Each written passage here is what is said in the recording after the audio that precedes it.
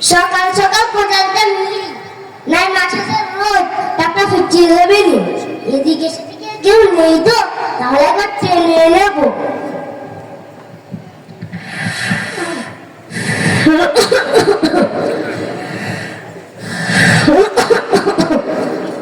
High রে এই দেখি এক খেজুর আসতেছে এইবার কি হবে না দাম নাই ঠিক ও যা হবে তা হবে আর একবার ট্রেনে নেই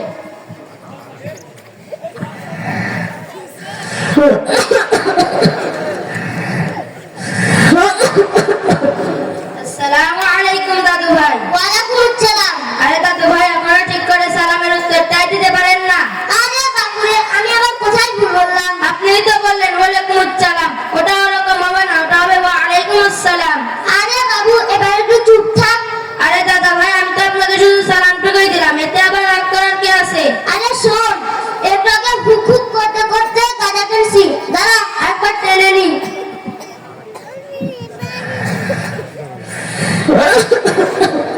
আরে দাদা ভাই আপনি এখনো গাঁজা খান?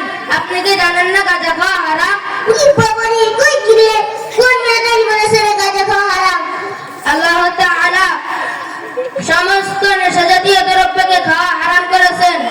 আরে বাপু খুব শিখেছিস তো বল তো কোরআনের কত বড় নাউযুবিল্লাহ দাদা ভাই আপনি মুসলমান হয়ে এখনো জানলেন না কোরআনে মোট 30টি পারা। আরে খেজুর সবাই বলে সব বাকরা নাকি বিসমিল্লাহ নেই আরে দাদা ভাই সূরা বাকরা না সূরাতুত তাওবায় বিসমিল্লাহ নেই। দুধ করি তোর সাথে কথা বলতে বলতে আমার গাজা টানতেই পারবো দাঁড়া টানটা নিয়ে নি আরে দাদা ভাই আমি তো আপনাকে একটু আগে বললাম গাঁজা খাবেন না, গাঁজা খাওয়া হারাম। আরে বাবু তুই জানিস তোদের মতো থাকতে গাজা খেয়ে চোখে ধোঁয়া ওড়াতাম তাই নাকি? করেন তো দেখি। ঠিক আছে এই কেশরাই দেখ আমি কিভাবে গাজা খেয়ে চোখে ধোঁয়া ওড়াই আরে দাদা ভাই মারলেন কেন? আমি তো ঠিক কথাই বলেছি। আরে খেজুর তোদের জায়গায় এটা খাবো না ওটা খাবো না খাবো নাকি আরে দাদা ভাই আমি তো ঠিক কথাই বলেছি, এতে আবার রাগ করার কি আছে? তোকে আরো মারা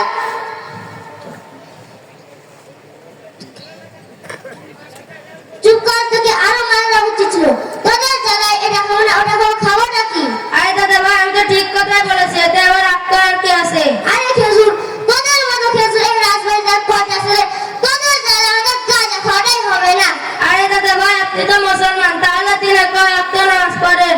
অত অর্থভক্ত কি বুঝি রে যখন হকাল হকাল আল্লাহু আকবার কয় তখন কোদালটা নিয়ে মাঠে যায় তারপর কি করেন?